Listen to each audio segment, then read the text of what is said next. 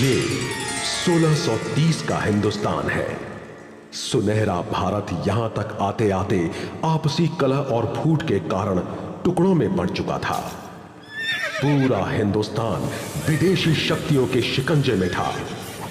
दक्षिण में आदिल शाही, निजाम शाही और कुतुब शाही शासकों की अत्याचारी नीतियों से चारों ओर त्राही त्राही मची थी। उत्तर से मुगल पूरे हिंदुस्तान पर अपना एक छत्र राज्य स्थापित करने के लिए बर्बरता की सारी हदें पार कर रहे थे। भारतवासी अपने ही देश में गुलाम बनकर जी रहे थे। ऐसे में एक वीर मराठा ने जन्म लिया। इस धर्मनिरपेक्ष योद्धा ने जीजाबाई और पिता शाहजी राजे भोसले के स्वराज्य के सपने को साकार किया। उस महान योद्धा का नाम था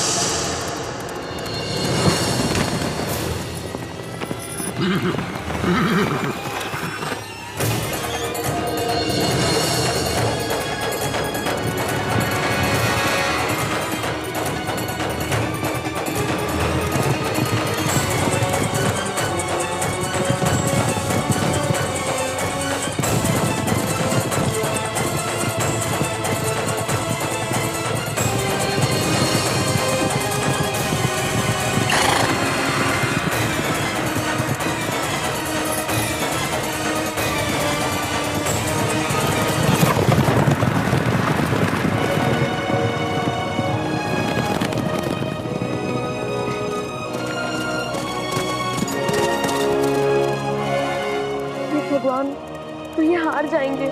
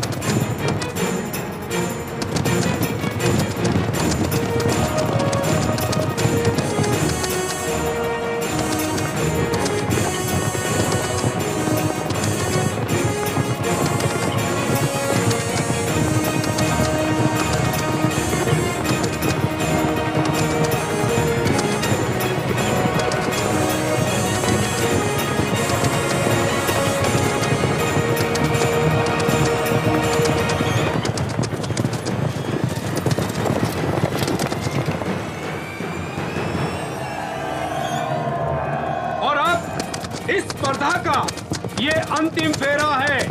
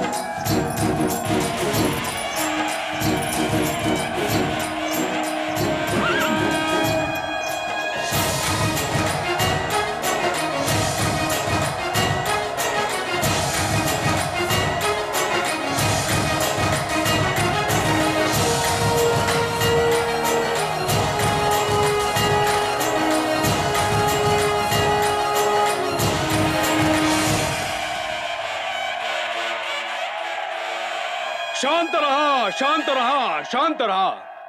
आदरणीय मातोश्री जीजाबाई महासाहेब के नाम पर जीजापुर स्थापित करने के शुभ अवसर पर यह वयस्कों की घुड़दौड़ स्पर्धा का आयोजन किया गया था। इस स्पर्धा में खेल भावना के साथ साथ अद्भुत कौशल और अभूतपूर्व साहस भी देखने को मिला।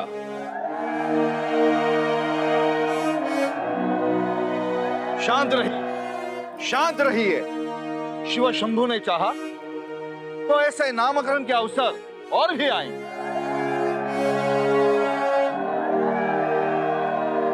शांत रहा, कृपया शांत रहा।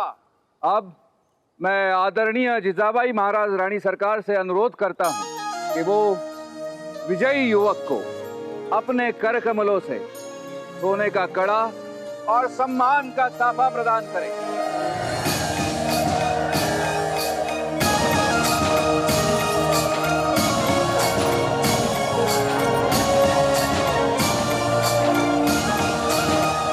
क्षमा कीजिएगा, इस पुरस्कार पर हमारा नहीं, इनका अधिकार है। ये क्या कह रहे हो? सच कह रहा हूं, क्योंकि ये स्पर्धा वयस्कों की है और प्रथम आने वाला वयस्क प्रतियोगी यही व्यक्ति है। तो क्या तुम वयस्क नहीं हो? नहीं,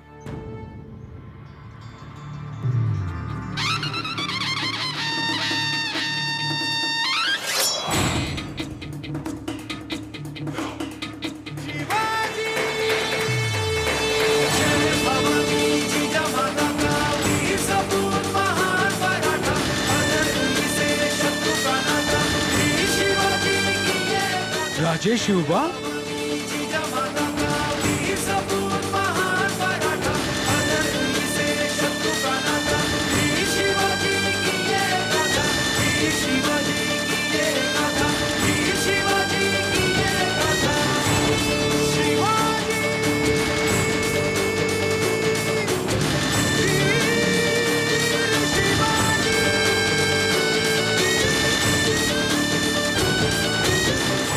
अब हम समझे आपके चेहरे के भाव इतने बदल क्यों रहे थे। आप पहले से जानती थी ना ये शिवबा ही है।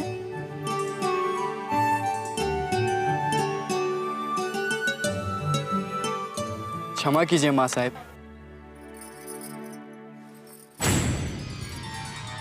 शाबाश बेटा, हमें गर्व है आप पर। आपने अपना जीता हुआ पुरस्कार इसके असली हकदार को देकर ये साबित कर दिया है कि हमारे राज्य में कोई किसी का अधिकार नहीं छीना।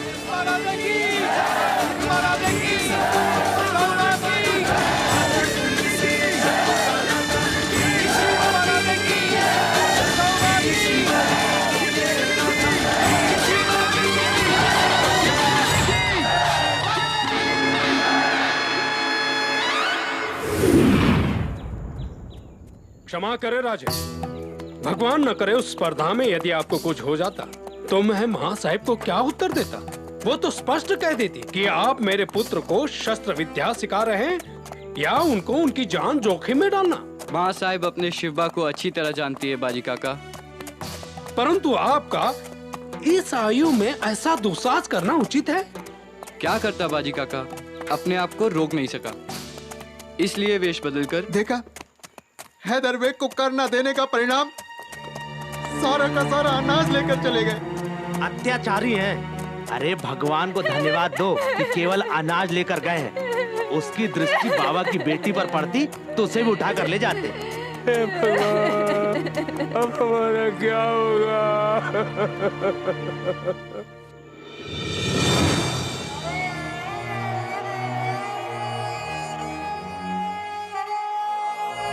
राजे,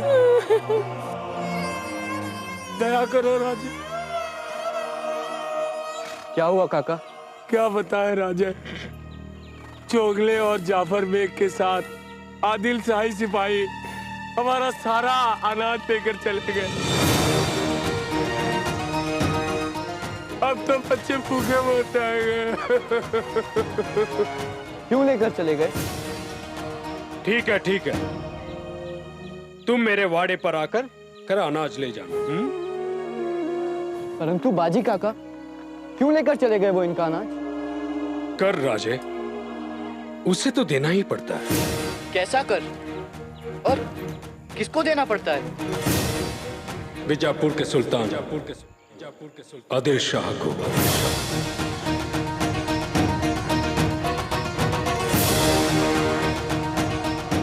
पर क्यों? इस क्यों का उत्तर तो वर्षों से किसी के पास नहीं है राजे, किसी के पास नहीं है।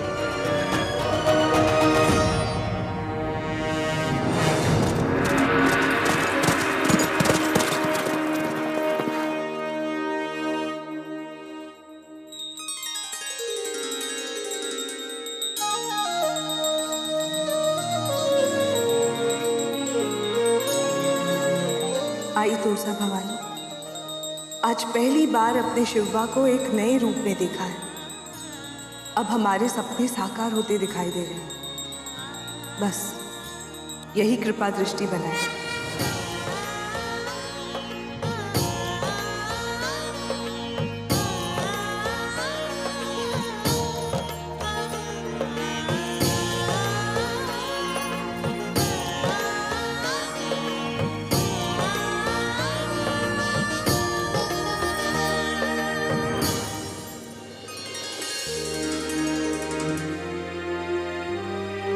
माँ साहब। सही भाई, शिवबा को तिलक कीजिए और इनकी आरती उतारिए।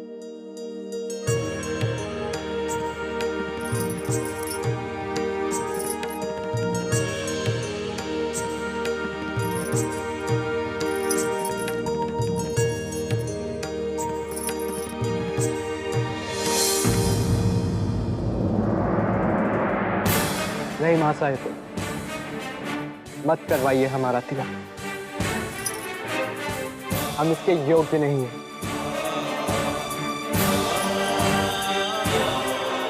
शिवा, क्या हुआ? माँ साहब, एक आंख में खुशी और दूसरी आंख में गम। बेटा, आप क्या कह रहे हैं, हमारी कुछ समझ में नहीं आ रहा। माँ साहब, आपने प्रतियोगिता में कहा था कि कोई किसी का अधिकार नहीं छीनेगा, लेकिन यहाँ तो यही हो रहा है। आदिल शाही सिपाही हमारी प्रजा के लोगों का अनाज छीन रहे हैं, धन छीन रहे हैं, सब कुछ छीन रहे हैं। और आज हमें एक बुजुर्ग मिले, बेचारे बहुत रो रहे थे। उनके माथे पर हमने दास्ता का चिन्ह देखा और आप हमारे माथे पर ये कुमकुम का तिलक लगवा रही है। सच तो ये है बेटा कि अभी तक आपने कुछ भी नहीं देखा। बड़े बाजार में निर्दोष लोगों की सुल्तान आदिल शाह कोड़े मार मार कर जान ले लेते हैं। कभी कभी तो पत्थरों से मारकर तड़पा तड़पा कर उनकी हत्या करवा देते हैं। शिवबा, हम तो युद्ध में भी शत्रु को असहाय देखकर उस पर वार नहीं करते, क्षमा कर देते हैं उसे। पर बीजापुर का ये सुल्तान पागलपन की सीमा तक क्रूर है।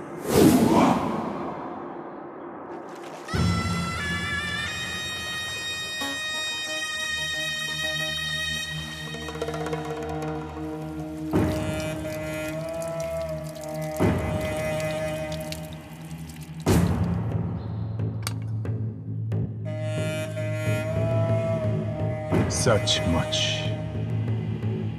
हम तुम्हें बेहद चाहते हैं और तुम भी हमें उतना ही चाहती हो। अनीस की जिंदगी आपकी है अलीजा। हम जानते हैं कि तुम हमारे बगैर एक पल भी नहीं रह सकती, लेकिन आज हमें अपनी रियासत के मुआयने पे जाना है। जी हुजूर अलीजा, कनीज आपका इंतजार करेगी। इंतजार? नहीं नहीं, शायद तुमने उस राजपूत राजा की कहानी नहीं सुनी। जी नहीं। वो राजपूत राजा अपनी महबूबा से बेहद बेहद इश्क करता था, जैसे हम तुमसे करते हैं। उसे भी एक बार अपने महल से बाहर जाना पड़ा था, जैसे आज हमें जाना पड़ रहा है अपने रियासत के मुआयने के लिए। उस राजपूत राजा ने अपनी महबूबा को एक पैगाम भिजवाया कि मैं तुम्हें नहीं ले जा सकता, लेकिन मैं तुम्हारा दीदार करना चाहता हूं, जैसे हम तुम्हें ले नहीं जा पाएंगे, लेकिन ये चाहते हैं कि तुम्हारा खूबसूरत चेहरा हमारी नजरों के सामने रहे। सहनसीब कनीज को इस लायक समझा, फिर क्या हुआ अलीजा? फिर तो कमाल हो गया। उस राजपूत राजा की महबूबा ने अपने महबूब के हुक्म की तामील की। कैसे? अपना सर काट कर उसे भिजवा दिया। सुभान अल्लाह, मोहब्बत और कुर्बानी की बेमिसाल कहानी है। तुम क्या करोगी? हम तुम्हें ले नहीं जा सकते, लेकिन हम भी चाहते हैं तुम्हारे खूबसूरत चेहरे का दीदार करते रहें।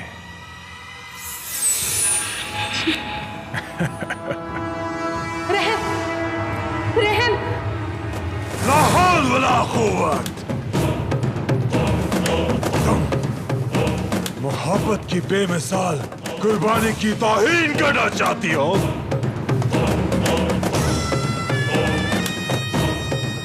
बाखुदा, हम तुम्हें बहुत चाहते हैं, लेकिन सदियों से चली आ रही इस कहानी का अंजाम बदलने का हक हमें नहीं है।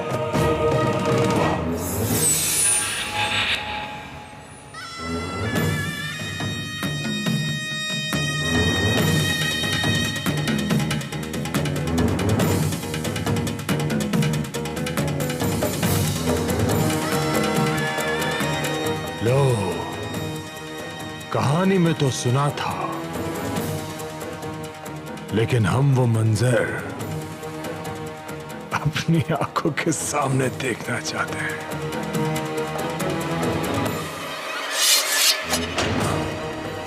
लो,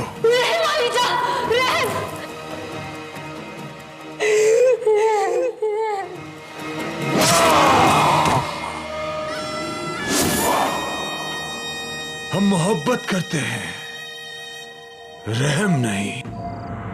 आदिल शाही सिपाही हमारा सारा अनाज लेकर चले गए।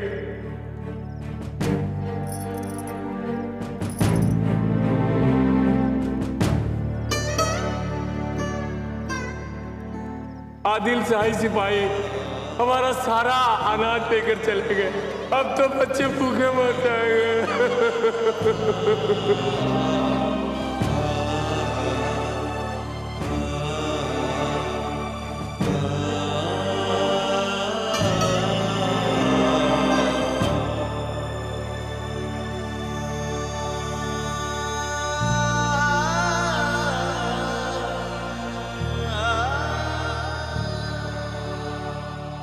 खाओ शिवबा, पूरन पोली तो आपको बहुत पसंद है। भूख नहीं है माँ साहिब। शिवबा, सामने आई थाली छोड़कर जाना भोजन का अपमान होता है। कैसे खाए माँ साहिब? बाहर हमारी प्रजा और उनके बच्चे भूख से तड़प रहे हैं और हम यहाँ बैठकर स्वादिष्ट भोजन करें। आप क्या कर सकते हैं शिवबा?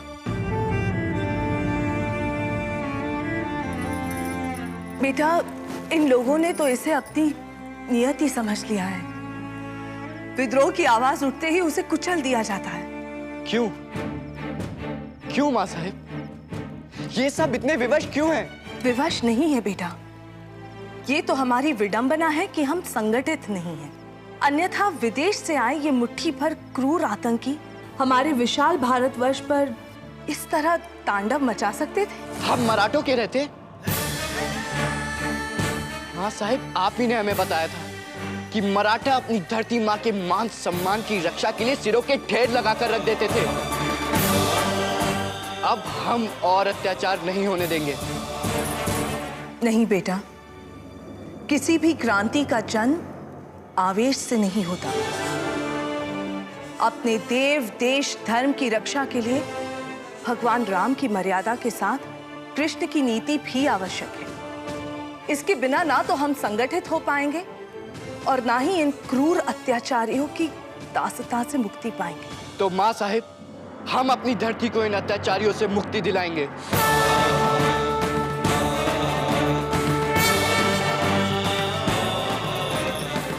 हम जानते हैं शिवबा, स्वराज्य का पहला अंकुर इसी सीने से फूटेगा।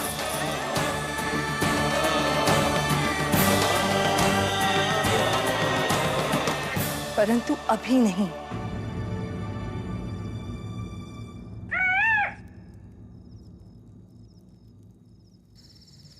ए रुक, राजे को आने दे। चिड़िया की आवाज निकालना। निकाली तो राजे ने सुनी नहीं। फिर से निकाल।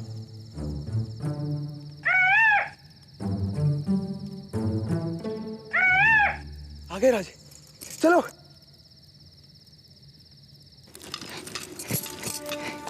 राजे, ये देखो, आपके लिए जकात खाने की पीछे वाले पेड़ से तोड़कर आम लाए हैं। नहीं बाला, हम नहीं खाएंगे। क्यों राजे? क्यों? क्या तुम सब लोगों ने देखा नहीं? कर ना देने के कारण कितने लोगों के घरों से अनाज उठाकर ले गए आदिल शाह के सैनिक। हम क्या कर सकते हैं राजे? आदिल शाही कर ना देने से हमेशा ऐसा ही दंड भुगतना पड़ता है। नहीं चिमना, अब कोई कर नहीं देगा और ना अब हम ऐसे अत्याचार होने देंगे। आप क्या करेंगे राजे?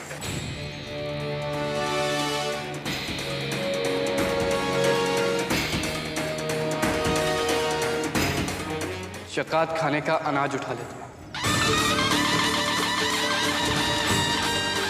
बाप रे, फिर तो आदिल शाह के सिपाही हम सबको मार डालेंगे। कैसे होगा राजे? होगा। कैसे? जकात खाने पर तो रात में भी सिपाहियों का पहरा होता है। हम सब कितने लोग हैं? चिमना, खाशबा, आप, हम 4। बहुत हैं।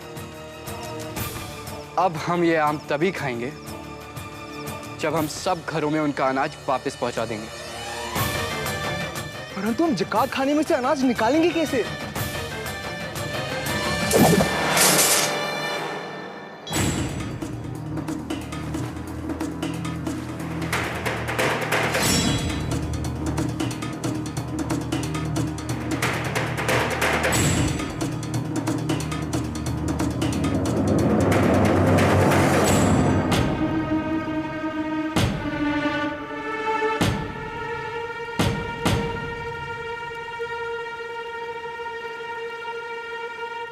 जफर बेग आया। जफर बेग आया।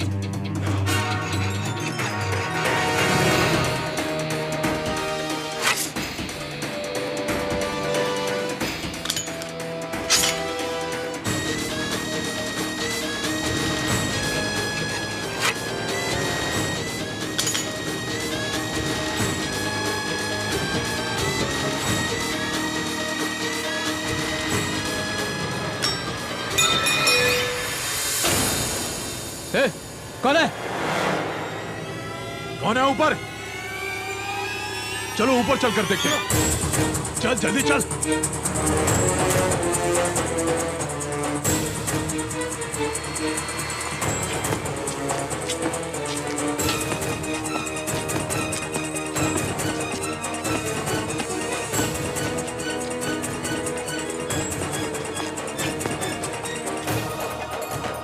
कौन है वहां पर?